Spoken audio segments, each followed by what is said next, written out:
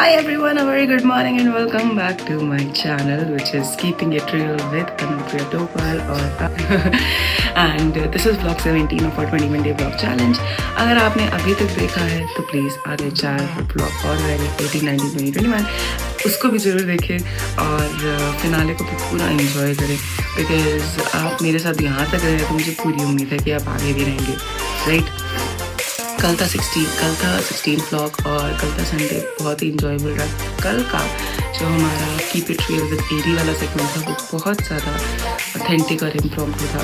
उसमें मैंने काफ़ी सारी बातें करी, ढेर सारी बातें करी और अगर आपने नहीं देखा है, जी हाँ, तो अगर आपने नहीं देखा है तो जाकर ज़रूर देखें और अपना प्यार, बहुत सारा प्यार ज़रूर दें अपने लव्ड वन के साथ, अपने कोर के साथ ज़रूर शेयर करें, right. With the day come and enjoy with me. Spice. Yeah, taste it right. I'm late as usual. कुछ नहीं होता, डिसीजन टाइम जरूरी नहीं है तो सुबह लेट हो शाम को भी लेट हो। हाँ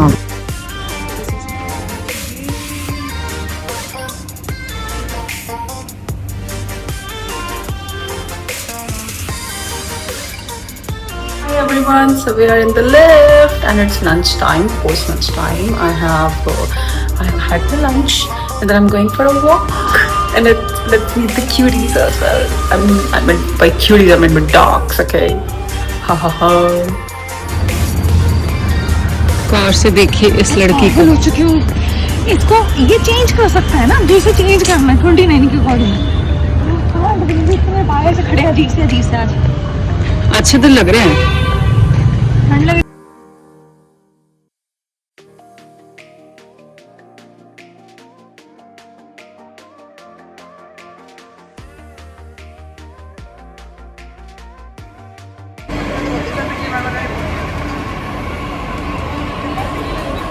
Hi everyone, so I am back home and this is the time for my favorite segment, which is Keeping It Real with Anupriya Topal.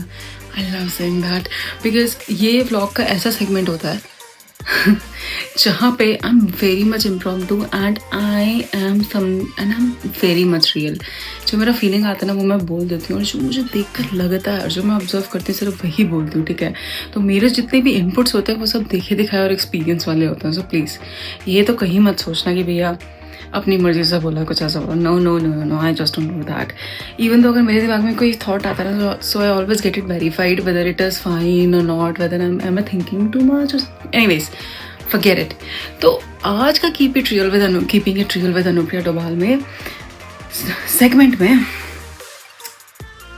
हम बात करने वाले हैं रिलेशनशिप्स की।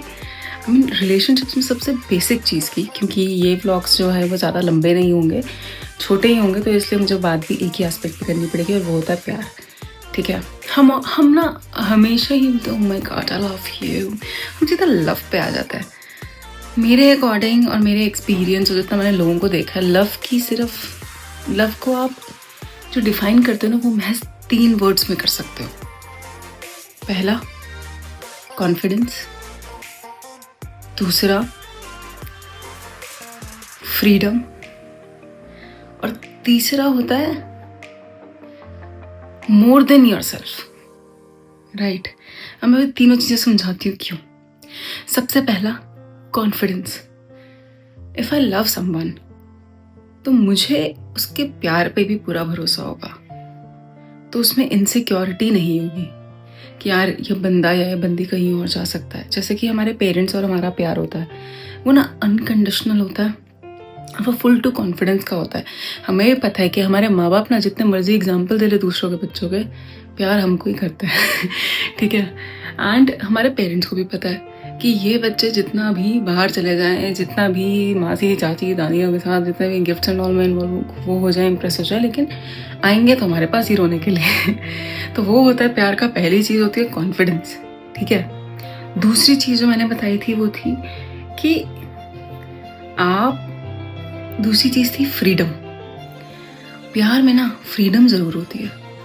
अब मैं बताती हूँ कैसे। कई बार क्या होता है कि हमें ना सामने वाले की टॉक्सिसिटी समझ नहीं आती।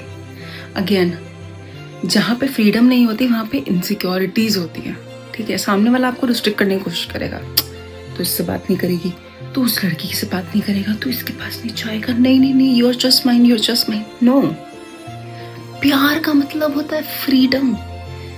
जिस इंसान को आप प्यार करते हो ना, उसे कई बार खुले आसमान में छोड़कर देखो, अगर वो आपके पास आया मतलब वो भी आपसे प्यार करता है, और अगर वो नहीं आया तो फिर आप ही करते थे, है ना।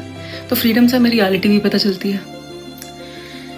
तीसरी चीज होती, तीसरा जो होता है ना, वो होता है मोर देन योरसेल्फ। जो मैंने तीसरा बताया था, मोर देन योरसेल्फ। इसका मतलब ये है कि अगर मैं इस शख्स से प्यार करती हूँ तो जो चीज़ें मुझे नहीं भी पसंद है ना, मैं उसके लिए वो भी करूँगी, ठीक है। लेट्स सपोज अगर मुझे गो कार्टिंग नहीं पसंद, मैं वो भी करूँगी कि प्यार है ना। इमोशंस हावी है वहाँ पे, लॉजिकल माइंड नहीं चलता है। मुझे पसंद या ना पसंद मेरा ब्रेन बताएगा, पर यहाँ तो ब्रेन है ही नहीं, यहाँ पर डिसीजन हार्ट ले रहा है। तो मेरा मन कर रहा है कि मेरे पार्टिसिपेट करने से उसको खुशी मिलती है ना, तो I will make it sure that I do it, even though I am scared of it, even though I don't like it, even though whatsoever it is. तो यू नो, यही चीज़ हमारे पेरेंट्स भी करते हैं, ठीक है। जब बच्चा बहुत छोटा होता है, ये चीज़ मैंने उसी पेरेंटल लव से ज़्यादा सीखी है शायद। जब एक छोटा बच्चा पैदा होता है ना, तो उस टाइम पे उसके रूटीन्स बहुत गड़बड़ होते हैं, बहुत ही होते हैं। पेरेंट्स बहुत सैक्रिफाइस करते हैं, they sacrifice their they sacrifice their sleep for us, they sacrifice their food for us, they sacrifice their meal for us। और भगवान ना करे अगर उस बच्चे को आगे जाकर कोई ज़्यादा मेडिकल प्रॉब्लम होगी, जो मैंने खुद देखी है, तो they also sometimes sacrifice their own time for us। तो when you are in love and they do it only when they are in love, ठीक है। और ये कोई भी इंसान तभी कर सकता है जब वो प्यार में हो, ठीक है ना। तो whenever, तो when you are in love, you'll always do more than yourself, and the same will partner will do it if your partner is in love with you, right? मुझे पता है कि आज का टॉपिक शायद थोड़ा सा सीरियस हो गया, मैंने बहुत इजीली तरीके से बता दिया।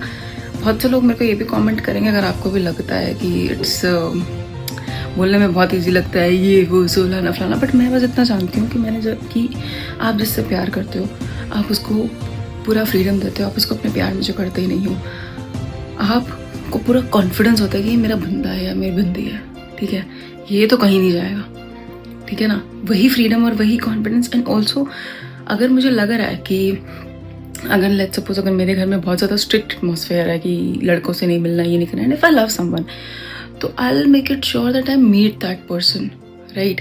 Because when you are in love, you do more than you can, right? And that is what makes your bond super duper special। तो अगर आपकी लाइफ में भी कोई भी ऐसा है, तो बिना नाम लिए बस उसका इनमें से कोई एक ट्रेट मेंशन करें और एक कैरेक्टर उसके कमेंट में मेंशन करें, मुझे ज़रूर सुनना है, मुझे खुशी और सुकून मिलेगी। फिलहाल तो मैं सिंगल हूँ, बट आई रियली विश की फ्यूचर में जो भी मेरा पार्टनर हो उसके साथ मेरी ये 3 चीज़ें ज़रूर हो। एंड ऑफ कोर्स मेरे लिए compatibility is a plus, rather it's a priority। anyways, so this was vlog 17 and tomorrow we are going to have vlog 18। it is always lovely to talk with you guys। I feel so relieved, I feel so relaxed। और क्योंकि 17 दिन हो चुके हैं vlog करते हुए, so now I look forward to pick up my phone, shoot and then edit the vlog then and then put it on YouTube on a private mode, whatsoever it is। because सोचा तो यही है मैंने कि 21 videos का playlist मैं एक साथ ही डालूंगी, पसंद आएगा तो पसंद। एनीवेज छोड़िए। तो this was it for this vlog and do let me know in the comment section how do you like it, how are you liking the series, and don't forget to like, share, subscribe because I have planned a lot of stuff, a lot of perfect videos, a lot of productive videos which are going to be your time worthy in the coming next year। So we're going to see each other next। Till then, don't go anywhere। 18वां आ रहा है इसी के साथ, ठीक है ना। तब तक के लिए bye bye.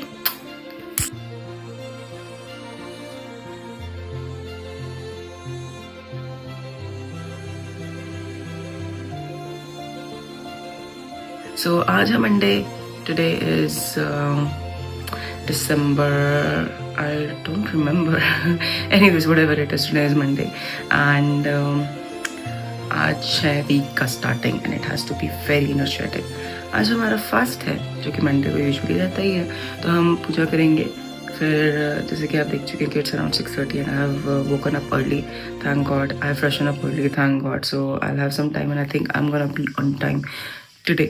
And let's go. तीसरी चीज़ होती है दोस्तों